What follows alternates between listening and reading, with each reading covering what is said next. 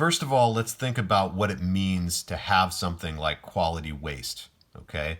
Remember that the motivating example from the textbook and also in the MRU videos that I've posted, or not posted, but I've given you a link to watch. The example they use is airline flights during the era of the Civil Aeronautics Board, or the CAB. And what was going on at the time was that the Civil Aeronautics Board held the price of airline fares artificially high, probably somewhere around double what the market price would have been. Okay, and the authors of the textbook discuss the fact that yes, prices were very high, but also the quality of your experience as a customer on one of those flights was also extremely high. Seats were wide, airline stewardesses were friendly and very attractive. The meals that they served were extremely, delicious and of high quality. And they talk about this as basically being wasteful quality, wasteful levels of quality. So let's start by thinking about how is that possible? How could you have a wasteful quality upgrade? Because as a consumer, you're probably usually you're disposed to think, well, the better the product, the happier I'm going to be, right? So why would quality be wasteful? Sometimes it is, sometimes it's not. So ignore this graph for the moment. Let's just think about two examples of how or when a company could increase the quality of their product and whether or not it is wasteful. So, sticking with the theme of airline tickets, let's imagine that one of the quality upgrades that you could give to your customers is better food. Okay, imagine you're going to hire a chef and buy really quality ingredients and cook fresh meals for every flight. And suppose that the cost of doing that is per customer, it's $50.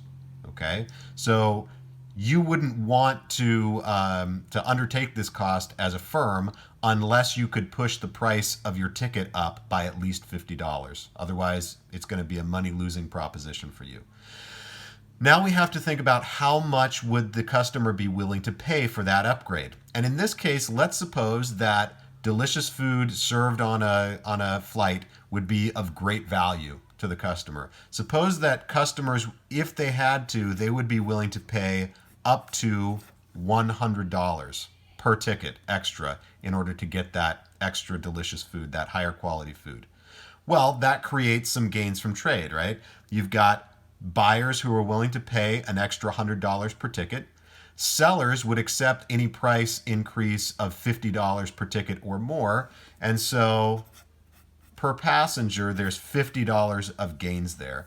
And we would expect the airlines to make this food available and to push the ticket price up by somewhere between $1 and $50. Okay, now that would be a quality upgrade that is not wasteful. It creates gains between the customer and the firm, and we would expect in a free market, we would expect that quality upgrade to actually occur because it's profitable for the firm to implement it.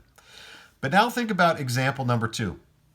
And here, suppose that it's something else that the airline is going to do, like maybe they want to make higher quality reading material available to their customers on the flights. And so they take a certain section of the airplane and they turn it into a small reading library where you can go and check out books, right? Now, the cost to the firm is going to be in terms of buying those books, replacing them if they get stolen or damaged. But also, you're going to have to use up some of the seats, some of the area that you would have been able to sell to customers for seating. You're going to have to instead just turn that into an area that's not generating any revenue from the firm. So there's also going to be an opportunity cost there. And when you factor that all in, suppose that it would cost the firm $80 per passenger to provide this library for its customers. But maybe in this case, the customers don't really care that much about being able to read nice books while they're on the airlines. Maybe they're happy to just read magazines or talk to the person next to them, or in the modern era, right, be on their smartphone. So it's worth less to the customers than it would cost the firm. So maybe, let's say it's worth $50 to them. Okay, well now in this case, that quality upgrade could not pay for itself, right? you could not charge the customers an extra $50, sorry, an extra $80 or more to cover the cost of the quality upgrade. So in this case, the gains are actually negative gains. They turn into losses. It's the $50 that the customer would be willing to pay minus the $80 that it cost the firm. That gives you negative gains or a loss of $30 per customer. So this would be an example of a wasteful quality upgrade.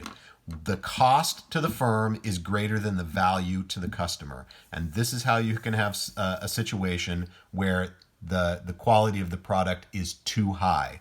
In this case, if you were already operating here with the libraries, you could make both the customer and the firm better off by tearing the library out, converting it into seats, and cutting the price of the ticket. Okay, so with this in mind, let's now go back to the graph and think about quality waste when you have a price floor. So what you have in this situation is a price floor at P bar. So that is the price that the airlines in this case, or the firms, are not only able to charge the customer, but the price that they must charge the customer. And that results in a quantity demanded down here at QD. This is all the flights that are actually going to happen, or all the transactions that will actually occur in the market. And notice that at that quantity demanded, if you put that quantity into the supply curve, you can find what is the lowest price that this seller would be willing to sell a ticket for, right? Would be willing to sell that unit for. That is their willingness to accept. Notice that this firm is willing to accept a price that is far below the legislated price. And so he would be willing to, effectively, you can think about this as like a bribe to the customer. Remember that when we had a price floor, when we had a price ceiling, the customers might try to bribe the sellers, offer them extra money on the side so that they can be the ones purchasing the units. Well, here it would be kind of odd to try to bribe somebody to ride your plane, but instead what you can do is offer quality upgrades, right? And the amount that you would be willing to spend on that quality upgrade is the difference between the price that you get to charge the customer and your willingness to accept on that ticket that you're selling, on that unit that you're selling. And so this difference here turns into the cost of upgrade that you're willing to spend. But in this case, note that the cost of the upgrade doesn't necessarily have to be worth it to the customer, right? Because you're not raising his price when you are increasing the quality and incurring those extra costs on yourself. And so what can end up happening in the extreme case is that all this area in the middle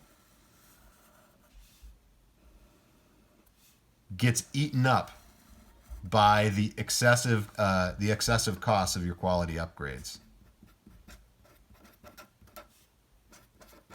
So I'm going to call that the excess cost of quality. Okay? And notice that what that does is it hollows out a bunch of the surplus, a bunch of the gains from trade that were supposed to be made between the buyer and seller get wasted on extra quality that people really aren't willing to pay for. At least they're not willing to pay as much as what it costs. So you do still get some consumer surplus up here. The difference between, or the area between the demand curve and the price that the buyers have to pay. And the sellers are going to capture some producer surplus. The difference between their willingness to accept on that unit and the area between their willingness to accept and the supply curve.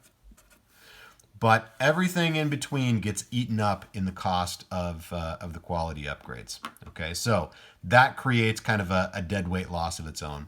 And then let's just follow on to that by talking about the deadweight loss that gets created by the reduction in transactions in this market. In equilibrium, this is how many trades there would be, QE, and the equilibrium price is here.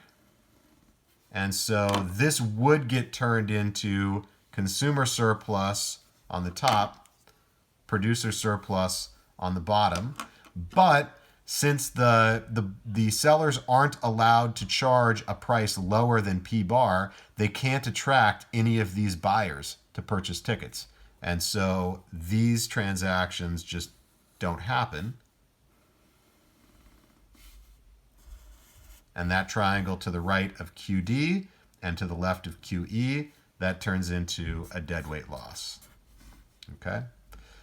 All right, that's it for this video. And let's see, next up